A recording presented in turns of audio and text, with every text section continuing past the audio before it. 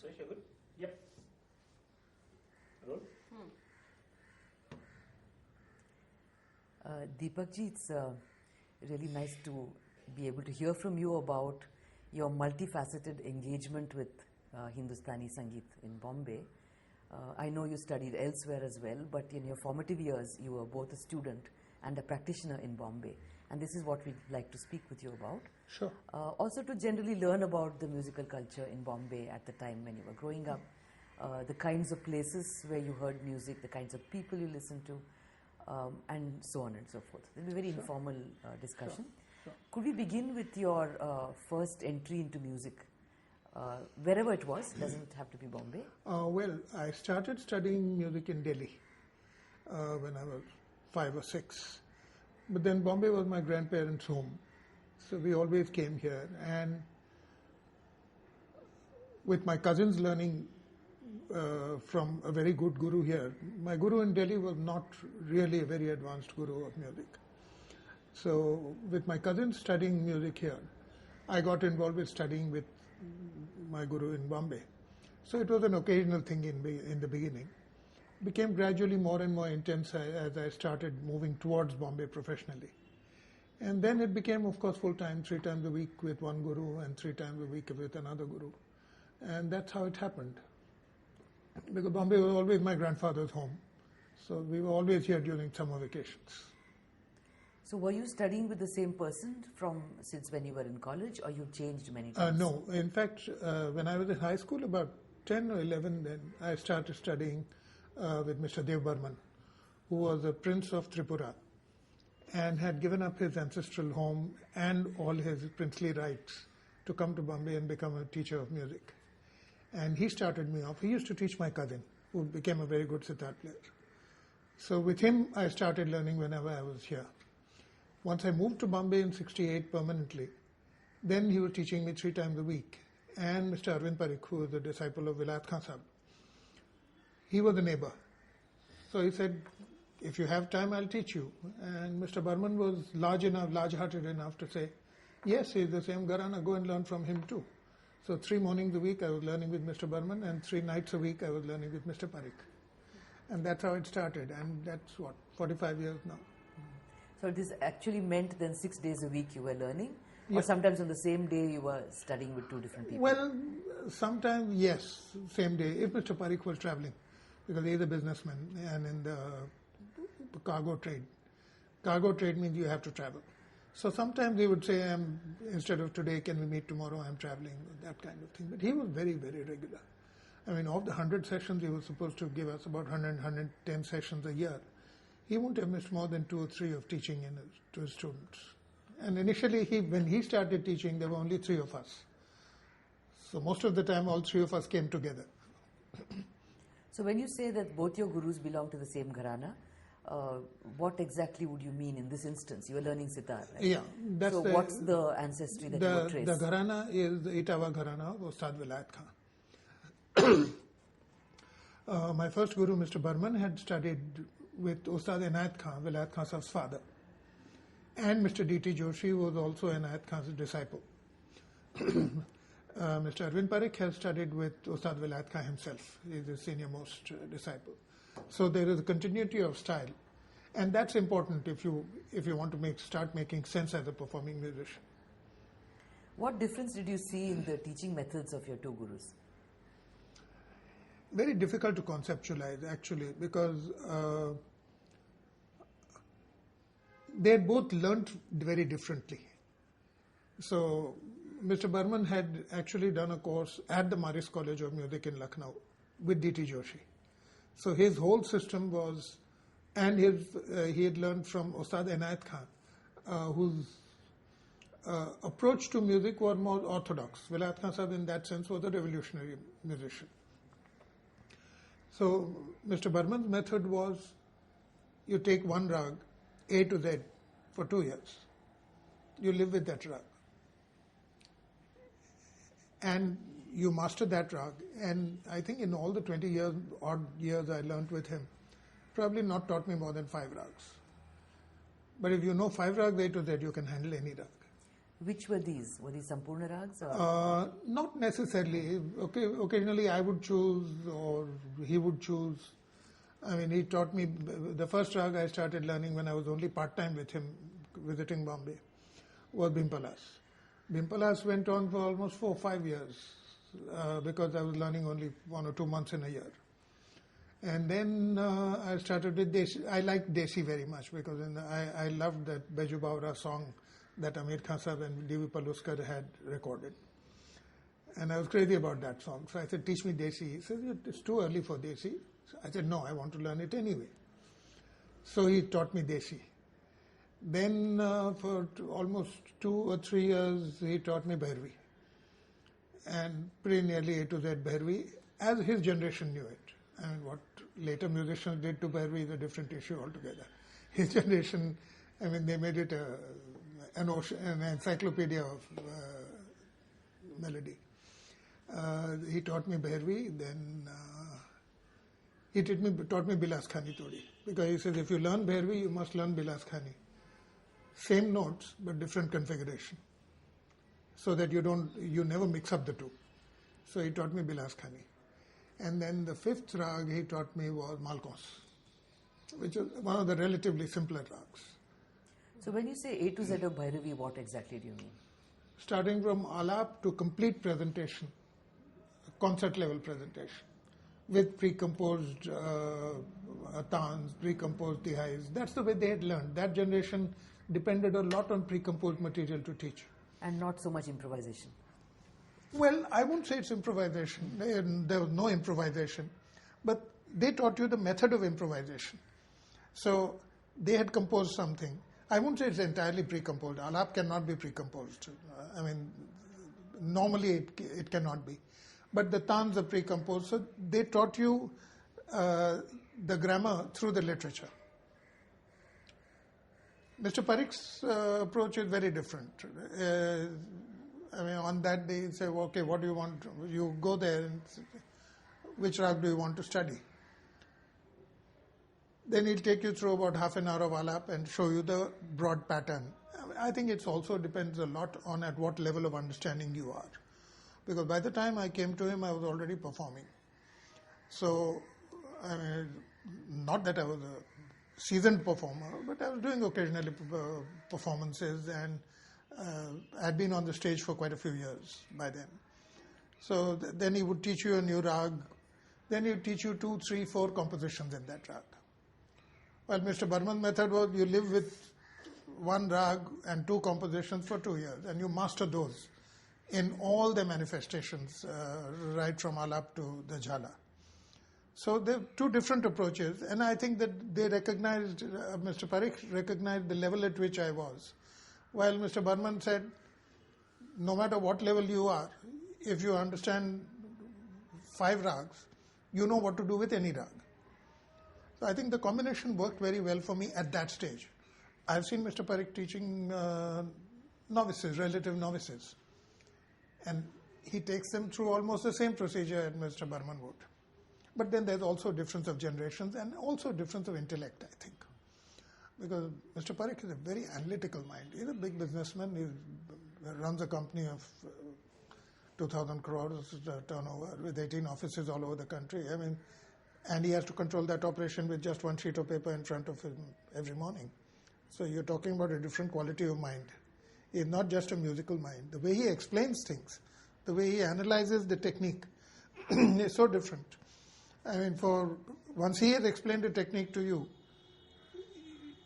you can master it with half the amount of practice.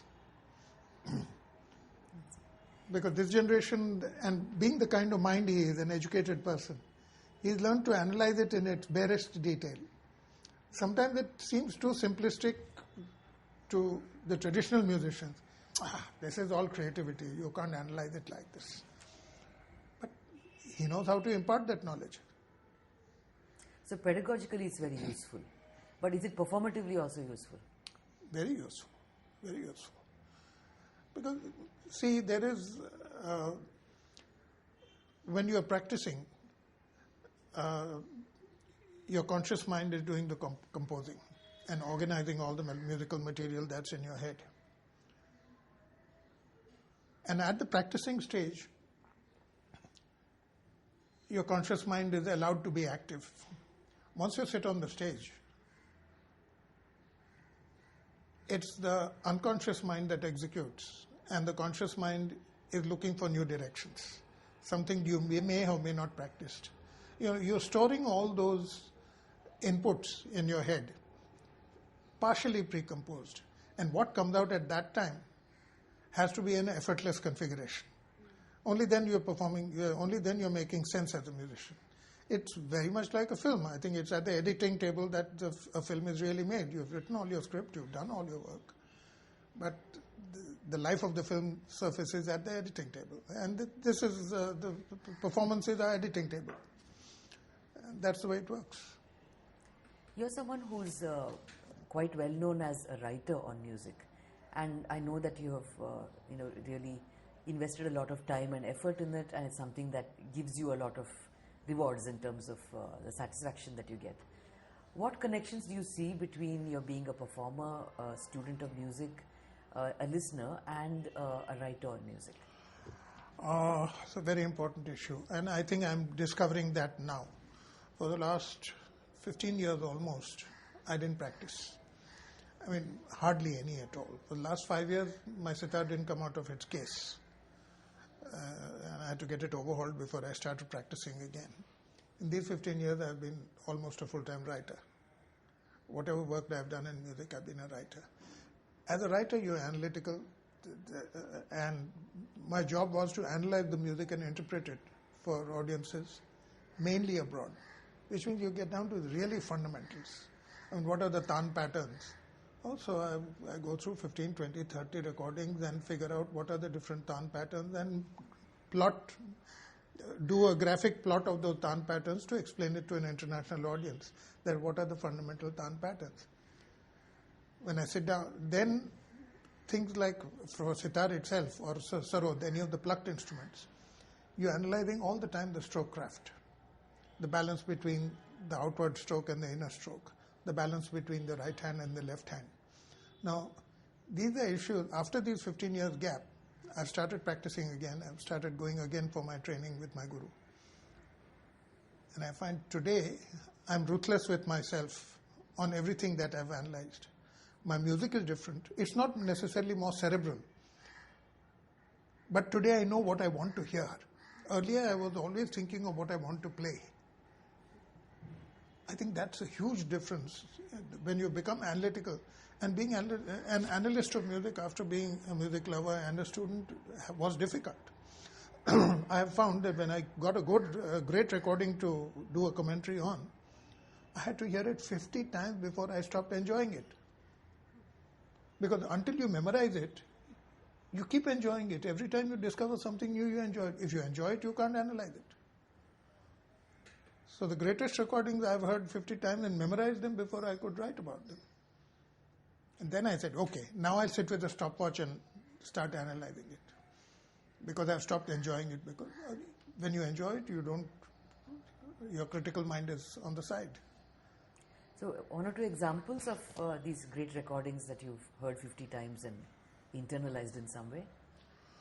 I can give you two examples. Actually, giving only one wouldn't be fair.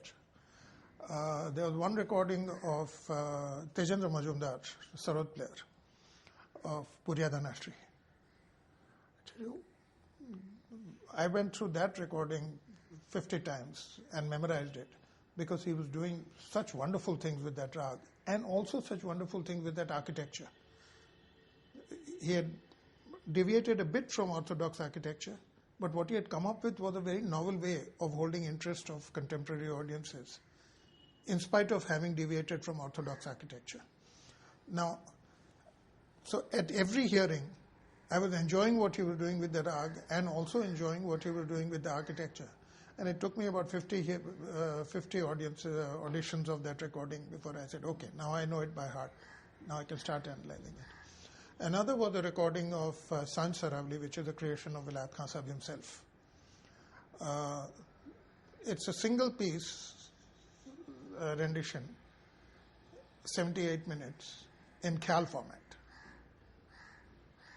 Now, nobody has ever played before, ever before played a 78-minute khyal on the sitar and Vilamit khyal at a crazily slow tempo, at which an ordinary sitarist won't make any sense. And it was a great piece of music, very orthodox format and totally unorthodox music. And just a sense of marvel.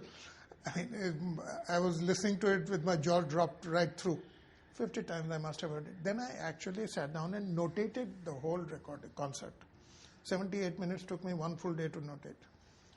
One phrase, stop, write down. One phrase, we didn't have digital melodic analyzers at that time. Even today, you don't have something good enough for instruments. Vocal music, digital melodic analysis works today. But again, the software is not user-friendly at all. It's very difficult still. Progress is being made. People want to be able to do it well. And Suvarna Rao and Wim van der Meer of the University of Amsterdam have done wonderful work in this area. They put up a website also, doing a melodic plot of Hindustani music recordings. So I had to do it manually. One phrase, stop, notate, stop. One phrase, the second phrase, notate, stop, stop, stop. I was luckily working with, today with CDs it's not so easy. Working with cassettes in those days, life was easier. You could stop and start, stop and start, stop and start. I must have worn out several tape recorders doing things like that. So it took me one full day to notate a 78-minute recording. I said, okay, now I understand what's going on. And even then I wasn't totally satisfied because I couldn't cope with the totality of that music. So I called up Dr. Ranade and said, sir, I have a monumental piece of music which I am not able to conceptualize. Because you have to say, what is it about? What is the big idea there? And you've enjoyed it, that means there's something big there. And I said, I can't put my finger on it. Would you care to look at it? So I said, come over. Leave the recording overnight. The next morning I went to him. And he had a wonderful way of, pointing at the moon, where you don't look at his finger, you look at the moon. He had a wonderful way of guiding thinking of musicians. And he said, just concentrate on the Raga Tattva. And everything you write will fall into place.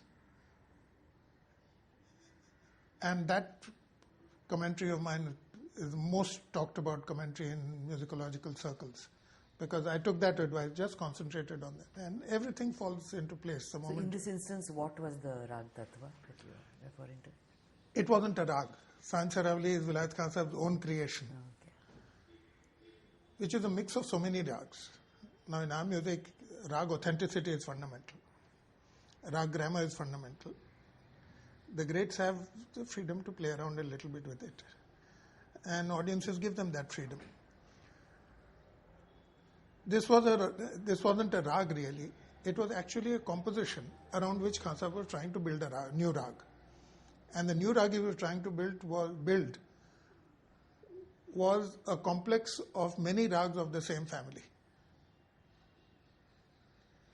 Totally unorthodox. He has broken the rule that of Rag Tattva itself, the essential raganess. He had sacrificed and said, okay, I'm going to build in fact, he told me when I interviewed him about it, he said, achhi cheez ban gayi. Cheese is generally used for a composition, not for a rag. Ban gayi means the composition composed itself, and he tried to build a rag around it. Most unorthodox music, but in the most orthodox khyal format. So the moment I realized that it was the rag that was the main thing, I understood why he had packed it in the most orthodox format. It was totally unorthodox raganess. To make it digestible, he had to choose the most orthodox format. And of course, only he can do it.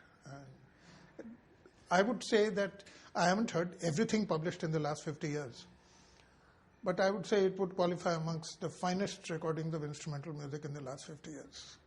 An amazing piece of music. I'll give you a copy if you want. He recorded it in 97, I think, for India Archive Music, New York. Amazing. I mean, he was not at his technical best by then, but the quality of music. So when you speak about analyzing the Rag Tattva and actually figuring out what exactly Kansa was trying to do. How has that impacted your own performance? Well, we can't do things that those people can do. I mean, I wouldn't dare create a rag beyond the rag grammar as a performer. So it shows you at least the limits of music. See, the rag has several levels of personality. So, if you look at the highest level, it's an unlimited source of melodic ideas. But that is something in the air. It's a formless form. Now, we try to manifest it each time uniquely in a concert. But in the middle level, there is a consensual personality of the rag. That means all facets of that rag melodic personality that have been reasonably explored. So when people like us who studied a lot of recordings, we function on that as the universe of melodic ideas. And of course, on a good day, when the gods are smiling on you, you might come up with one idea that goes beyond it. So we work on the consensual personality of the rag. And further down, the moment you choose a bandish, your composition itself focuses your rendition towards a certain facet of the rag personality. No bandish can be a complete exhaustion of the rag's personality. Every bandish emphasizes a certain aspect of the rag's personality. So you take the bandish as the basis and then explore whatever is aesthetically compatible with that from within the consensual personality. So there is the formless form as the presiding deity. Then there is a consensual form that is generally recognized. And then there is the manifest form in the composition which guides what I present. So people like us wouldn't go beyond the consensual form. We would aspire to it, and in a moment of inspiration probably get somewhere and hope that it hasn't breached the rag's grammar. So when you say people like us, do you mean people who spent a lot of time learning, studying, but don't consider that their primary identity as performers? No. Or do you mean something else? else? No, I would put something else. See, it's only the greats that are permitted to explore new territories of a rag's melodic personality. And only the great, and that is why they are great. Audiences won't be tolerant with us. I mean, if I try to do something weird, I'll have a few torpedoes coming my way. So, and maybe we can't even think beyond the consensual personality. You can hear a lot of music. On an inspired day, yes, you might get a new idea that hasn't occurred to anyone. On one of Kansa's recordings, I remember one phrase he played was so outrageously off-key, but that one phrase captured the entire mood of that rag. It was outrageously off-key. Because that was a rag which is supposed to be weird, it's supposed to be spooky, Shri. And in that, he played one phrase which was outright spooky. So these things, even he wouldn't have thought of that. It just came to him while he was performing. His record, it just comes to you because they've got them. The word rag has no melodic meaning at all in any language. It has only an emotional meaning. It's people like us who are stuck to the melodic meaning. But people who can reach out to its emotional meaning can do crazy things with it. When we'd spoken earlier, you talked about how now you're paying attention to the link between the process of engaging with music and writing about it. And I think you'd given the example of Ranade Sahib himself, who's not again seen primarily as a musician, more as a musicologist, but who performed religiously every single morning his riyaz. Yes, right? absolutely. So speak a little bit about that. What the connections would then be? What's the connection with performance? See, I think there are four angles. I just, in fact, had occasion to talk about them when in Pune I was given this award. There are four angles to being a musicologist.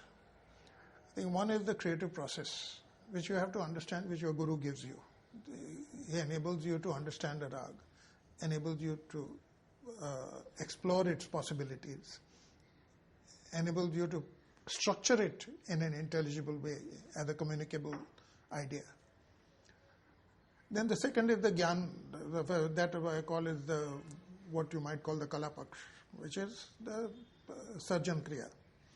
Second is the Gyan Paksh, the theoretical knowledge that you need, the conceptual understanding you need of all aspects of music, including its history, its origins.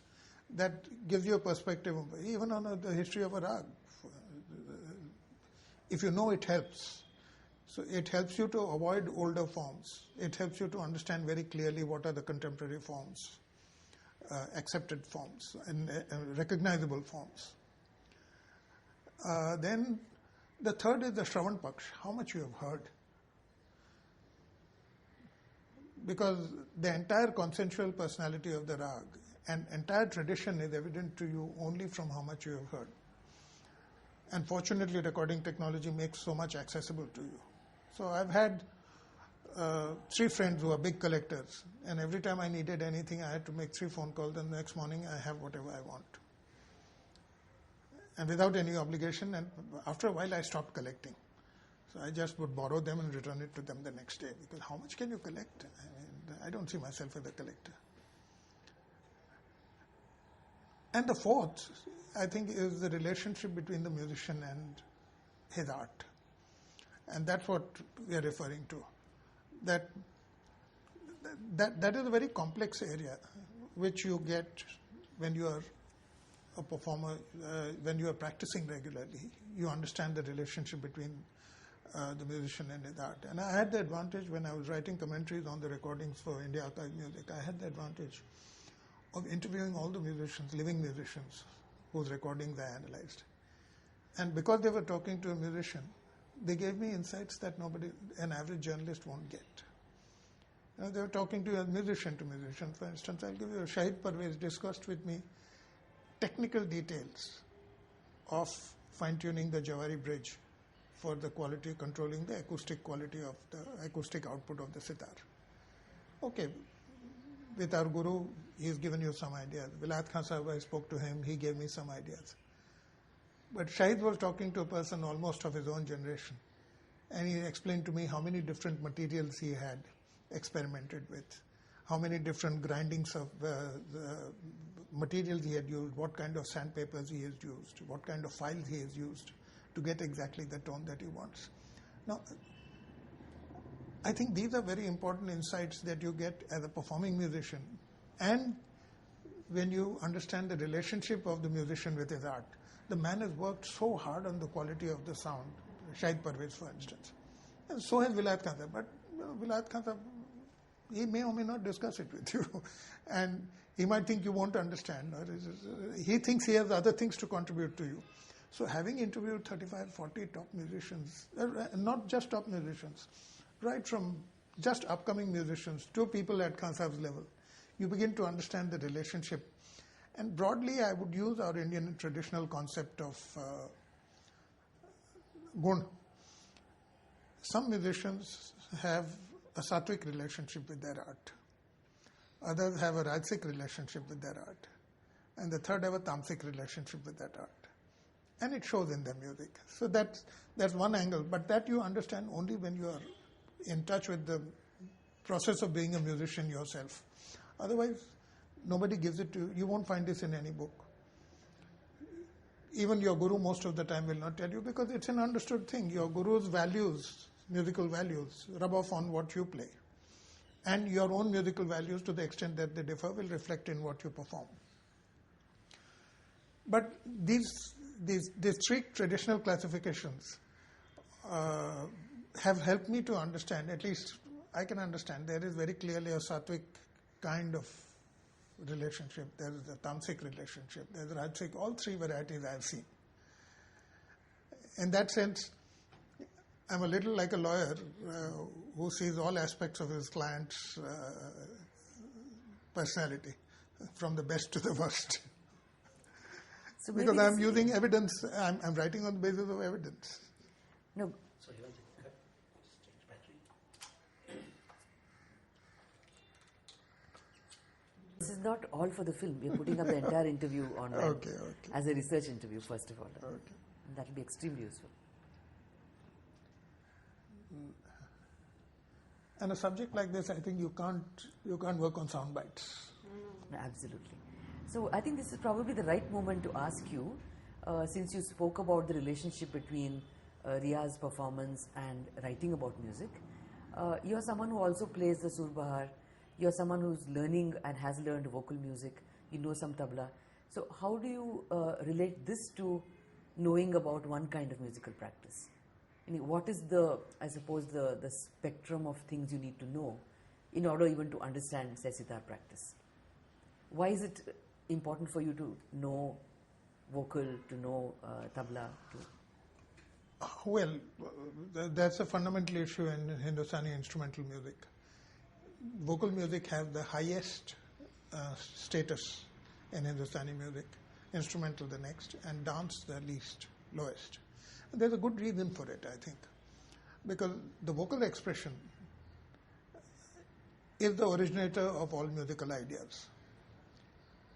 And the trained vocalist, or a vocalist can train himself to express it in all its because the human voice is capable of variations of timbre, pitch, and volume. While instruments, in their own way, are limited in manipulation of all the three dimensions.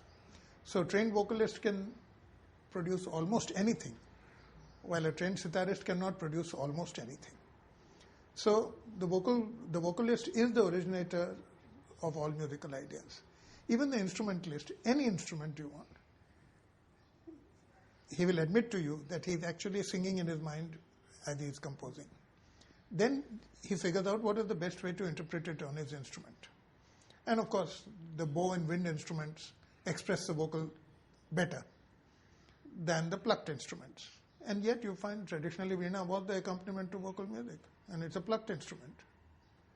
And it was playing exactly in the south, it still does. It still plays exactly what the vocalist sings. In Hindustani music, no longer. But so the vocal is fundamental originator of all ideas. And the more you learn vocal music, the more authentically you express it. Or the more authentically you can visualize its manifestation on whatever instrument you are playing. In my gharana, even more so, because my Ustad Vilayat Khan Sahab was a vocalist, trained vocalist. He became a sitarist reluctantly. And his mother ordered him to become a sitarist because his father had been a sitarist. It's documented. It's in interviews, and I have it on tape, and it's been documented that he had launched himself as a vocalist. He was a very well trained, because his father died very young, so he didn't have much sitar training. So he learned from his mother's brother and grandfather, who were both vocalists. So why would they make the choice of sitar or any instrument if they felt that vocal music was at the pinnacle of the musical arts? Well, his mother's orders. You're a son of a sitarist, you have to be a sitarist. That's how it happened. Okay, so what did it mean to be a sitarist, say, in the early 20th century as opposed to a sitarist now? There's been a difference in the way the instrument is shaped up, right? I think the main difference has been the amplification era. See, the instrumental music was subdued in its popularity and stature and sophistication because there were no microphones to carry it to substantial numbers of audiences. A vocalist could cultivate a heavy voice like Fayaz Khan or Kesar Bhai. They could address audiences of 200 and 300 without a microphone. A sitarist couldn't reach beyond 40 people. Sarod had a little more volume, so maybe it addressed 50, 60 people. The difference in the balance between vocal music and instrumental music began with amplification. So around the 40s, what would be the... Probably earlier, because I think recording technology came in 1902. And the earliest recordings we have of instrumental music are from that 1902, 1903. Vilayat Khan Sahib's grandfather, Imdad Khan, recorded the first Surbahar and Sitar in 1902. Was the same Imdad Khan who was teaching in the Gayan Uttejak Mandali? Sorry? The Gayan Uttejak Mandali. The same Imdad Khan or someone else? As far as I know, there was only one Imdad Khan. Yeah, I think he was the chief. The same. The person who taught Bhatkande actually. Could have been. In the Gayana Tejak Mandali. Could have been. It would. Bhatkande, yes, that would be his era. Bhatkande died in the 1930s, right? 37. And I think Imdad Khan Sahab died in 1920. Would have been probably the same. So obviously he was a vocalist as well as a... Oh yes, sitar player. absolutely. In fact, Imdad Khan's father, Sahibdad Khan, was a sarangi player. So had to be a vocalist also. So we come from a lineage of sarangi players who became surbahar and sitar players. And for us it's fundamental to know vocal music, to be able to play the kind of music we do. So when does sitar become then a solo instrument? You said along with the amplification, this also happens. Actually, it came into its own only with Ravi Shankar ji and Vilayat Khan Sahab. I would say 40s. Because they had to do a lot of work on the engineering of the instrument. And both of them worked very closely with craftsmen to improve the acoustic quality, because the moment the amplification came, the old sitar sounded dead. And it was a very dumb instrument. I mean, if you listen to sitar pre-Ravi Shankar, Vilayat Khan, even Inayat Khan, some sophistication was evident. Before that, it was dead, absolutely. I mean, the sound was dull. And the music that was played was not sophisticated. Then these two guys really worked on the engineering, and they both developed distinctive designs, which today remain the standard. And the Vilayat Khan style and the Ravi Shankar style are two different styles of sitar design. That's it. So both the acoustic chambers and the strings, the quality of the strings, everything had to change. Everything had to change. Because the microphone allowed you to communicate much more. So the moment the microphone's capabilities became available, you can address not only larger people, but say much more on the instrument. So they redesigned the instruments to make sure that they could exploit the capabilities of the electronic amplification. So did that bring the sitar closer to voice, or did it take it off in another direction? Well, it did both actually. Ravi Shankar ji tried to take it closer to the veena and the orthodox veena and surbahar. He actually integrated the sitar with the surbahar. Ravi Shankar ji's design was sitar and surbahar on the same instrument. Vilayat Khan Sahab took exactly the opposite route. He dumped the bass strings and the lower octave and made it a pure treble sitar.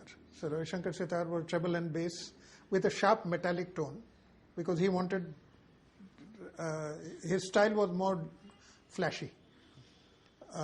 Flashy in the sense that it was more an extroverted style, while Vilayat Khan Sahab's style was more introverted. So he kept a subdued timbre and made the instrument heavier. And Vilayat Khan had almost hammer strokes. And don't forget, Ravi Shankar's fingers are short and stubby. So his strokes were never powerful. So a lot to do with the ergonomics also. Because Vilayat Khan Sahab had long fingers. Ravi Shankar ji has shorter fingers.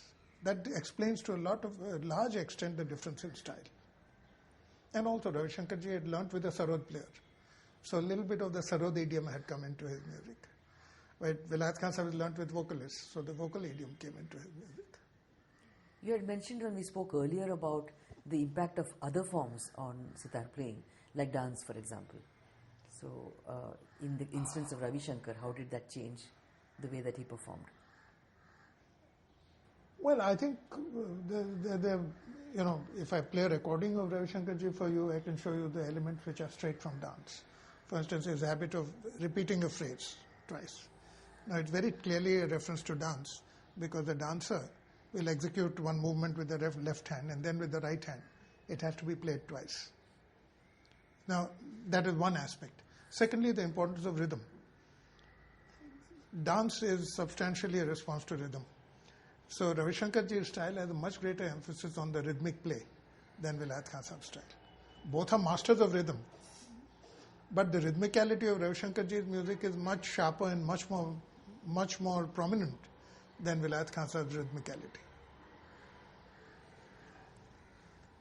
I mean, the subject of rhythmicality is a long one, so I mean, one can write a thesis on what constitutes rhythmicality, or the perception of heightened perception of rhythm is a different issue altogether.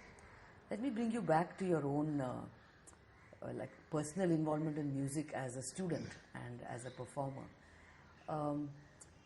I'm always fascinated by this fact that there are so many thousands of people in a place like Bombay, for example, who engage with music purely as listeners, purely as connoisseurs, as rasikas, if you like. And there's no aspect of them that says, I want to become a performer, or even I want to learn the music, because it seems like too much to be able to do. Given the fact that most people are not professional musicians, there are very few who aspire to that, to that level. So how do you place yourself there?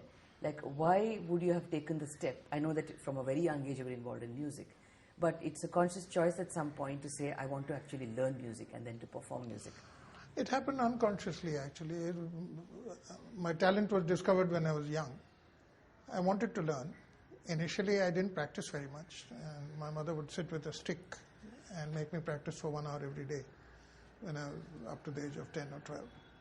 Then as I was turning into an adolescent, all the stresses of growing up, I started sharing with my instrument more than going around with friends. It wasn't a terribly social sort. So that's how it happened. I think talent was discovered, there was a musical culture in the family, opportunities were available. My parents were willing to spend on hiring good teachers in the early days to give me a reasonable amount of performing competence. School encourages you. I mean, modern school I went to had a full-time music teacher with all the instruments available, and every week we had 3 classes for music for whoever was interested. So I think it's generally the environment that you get. And I mean, there was probably a stage when I said, do I want to be a performing musician? But then the risks were too high, people from our kind of backgrounds. And unfortunately, my training hadn't been stable enough in my early years to give me a high level of competence at an early enough age. I mean, when I started seeing myself as a performer, it was 1986. I was almost 40 by then. 40 is too late.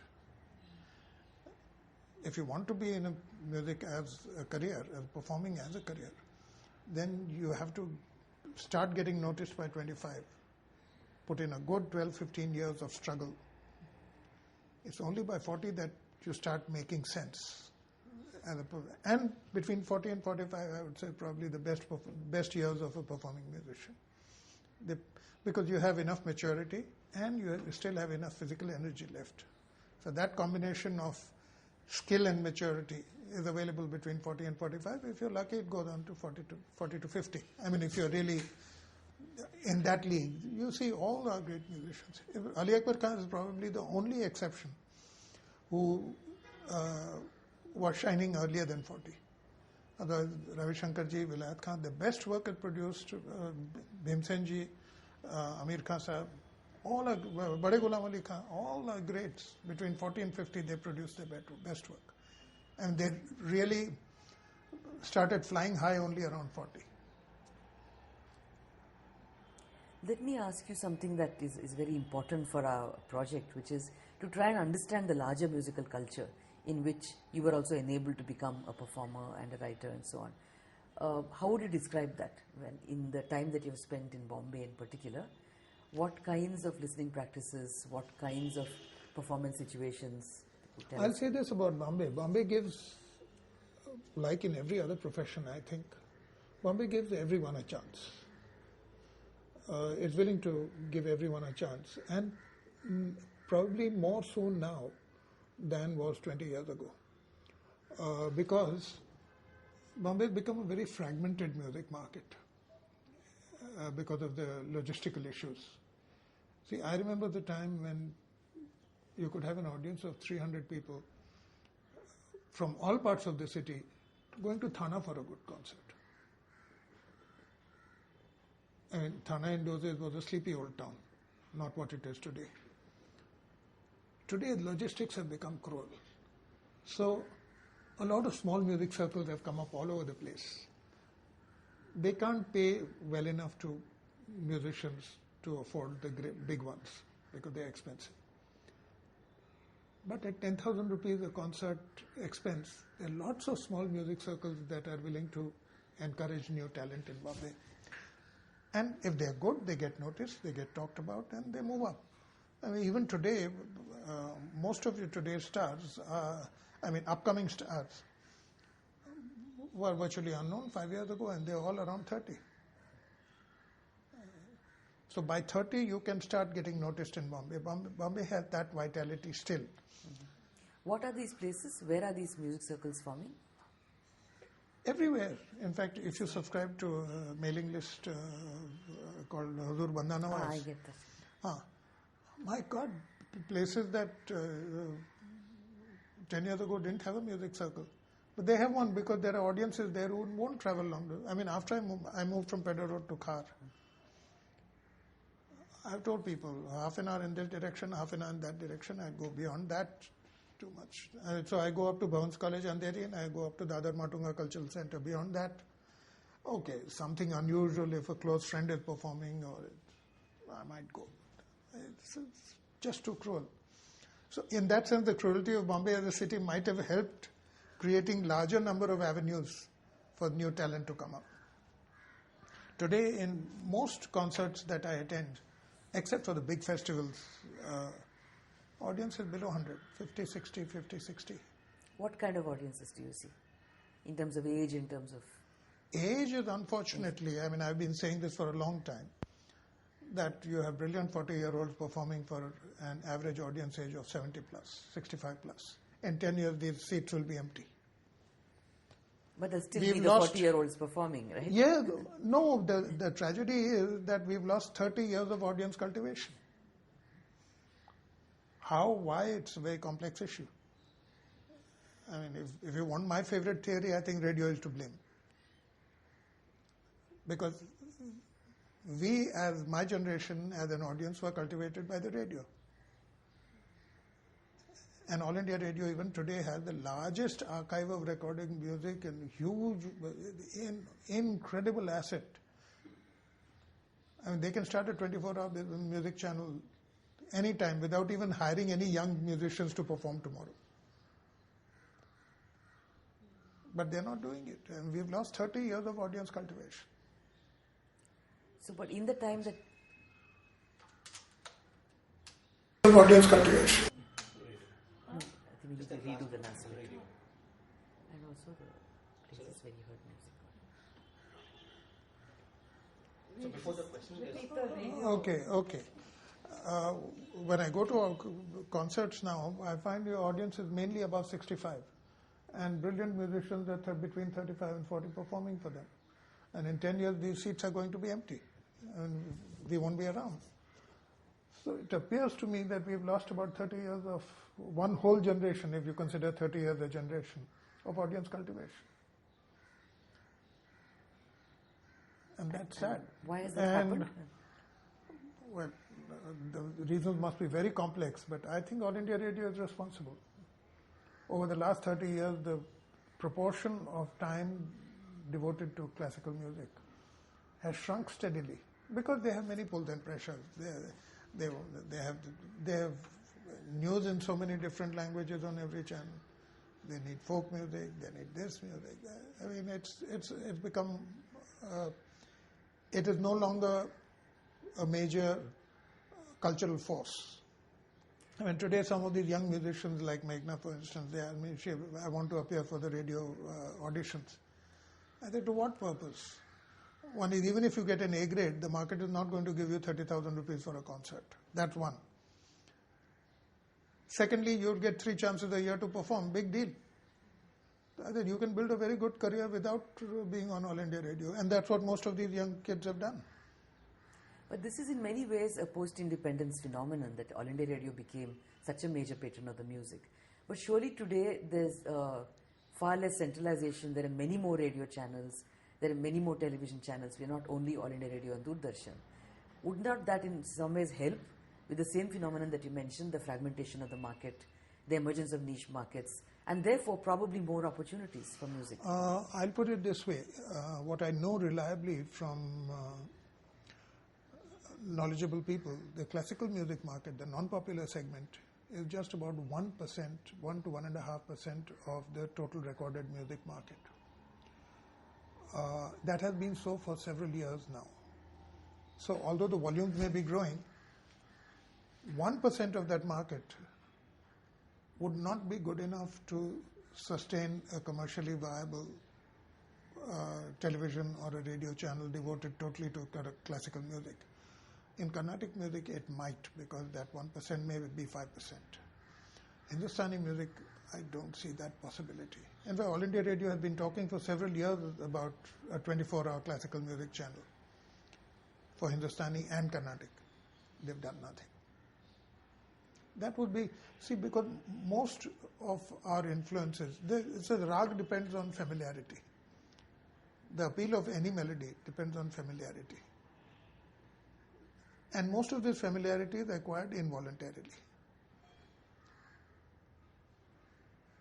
By just listening, sheer listening. By listening. And then, if you have the family culture, it reinforces it.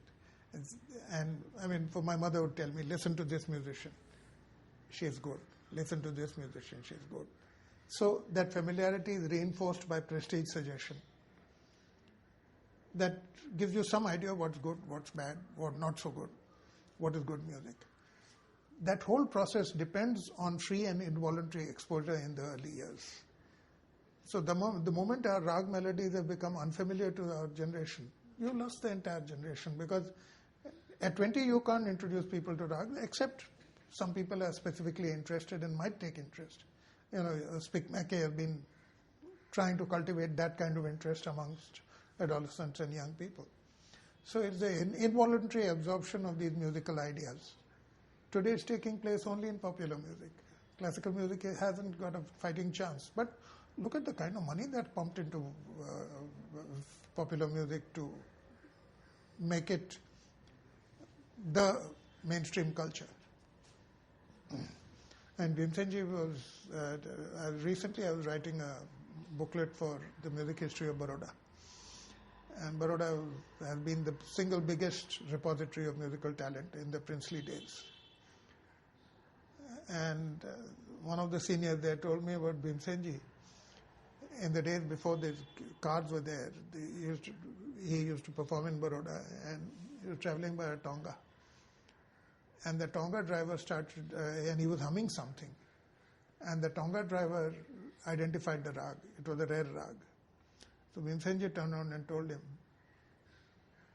a city where a rare rag being hummed by me is recognized by a Tonga driver has to be Fayaz Khan city.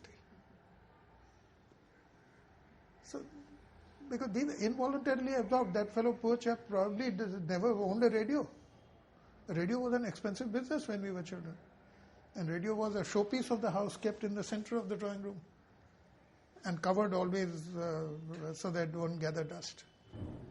No, but there are other ways of dissemination. Like I know, for example, in Dharwad or other places, there would be a radio owned by the local grocery store or the local kirana, and every one of them cluster around that and listen to the music. So yeah, they do. Ways by which you get to hear.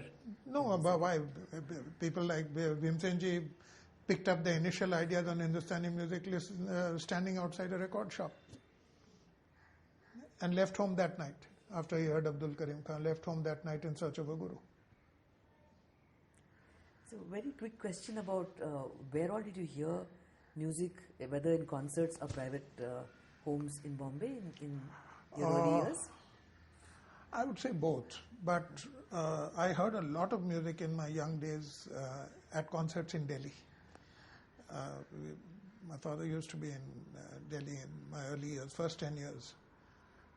And right from the time I was 5 or 6, my mother wanted to go. My father would not always very happily accompany. And concerts in those days started after dinner, 7:30, 8 o'clock, and went on till 2 or 3 in the night. So I would go along, and my mother would take me to listen to that music, and very often I would doze off in the seats. But even that sleep learning that took place, planted some important seeds. So I heard a lot of concerts in Delhi. And then, of course, we were away from Delhi. Well, I heard a lot of concerts in Pune. We lived in Pune for 4 years. Home concerts mainly in Bombay. That's only in the last 15, 20 years, because there is a knowledgeable circle which wants to hear quality music, can afford to pay for good musicians to come and perform at home. So I get invited to some of those concerts, and I've heard them mainly at home. But so on an average, how many in a week would there be, or how many in a month? Home concerts? Home concerts, I would say, I don't know, Kishore will be able to tell you much better. I would say home concerts of all grades of musicians, I mean, you have to be invited for them. So I would say maybe Bombay has about 20 in a month. 15 in a month. I mean, I've heard home concerts of upcoming musicians. At my friend Sundar Rajan's house, you probably know that couple. That's Rohan's father. At their house, I've heard home concerts of musicians, informal kind of 15, 20, 30 people. And I've heard Ashwini singing in a private concert. In Baroda, I've heard a few private concerts, quite a few actually. Because there's a friend of mine who hosts concerts at her home every year, once a year. Ahmedabad, there's another friend of mine who, they generally invite me. Most of the time I go, because they're good friends.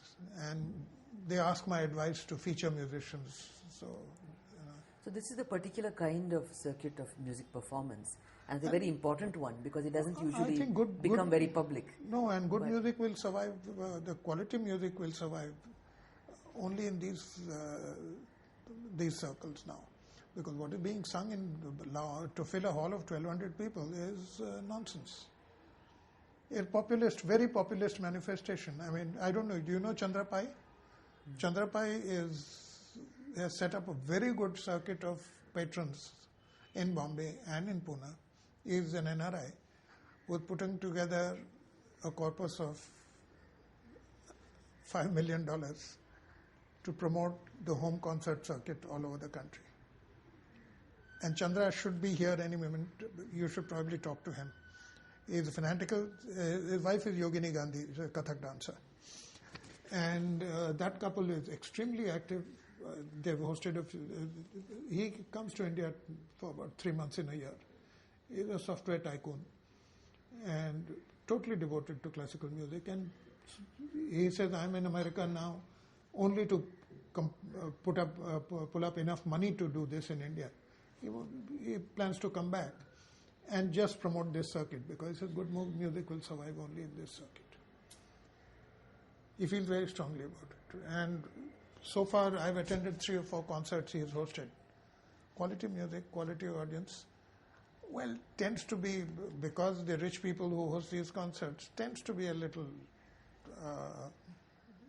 aristocratic more than knowledgeable. But that's okay. I think the quality of music is what matters. If out of the 50 people with diamonds and pearls, 50 ladies with diamonds and pearls, if 10 of them understand good music, that's good enough for the musician, I think. So you're depending on the women to understand the music? Sorry? You're depending on the women to understand the music? More likely, because more of the women have had some music education than men today. I mean, in my family, for instance, my mother started learning first, and her sister started learning first, and that's how I found my first guru, Mr. Burman, in Bombay. So it was the ladies from good families who had some music in their culture and was adequately supported by their husbands. Have probably, even today, if you go to Gandharva Mahavidyalaya and check the registration, ladies would probably outnumber men. So at least they are creating a base of good listeners, possibly. Good?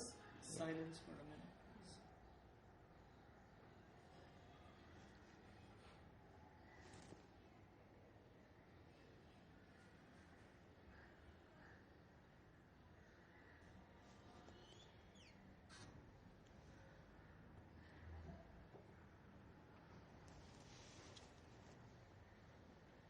You also got it here? Just recording the silence in the rooms.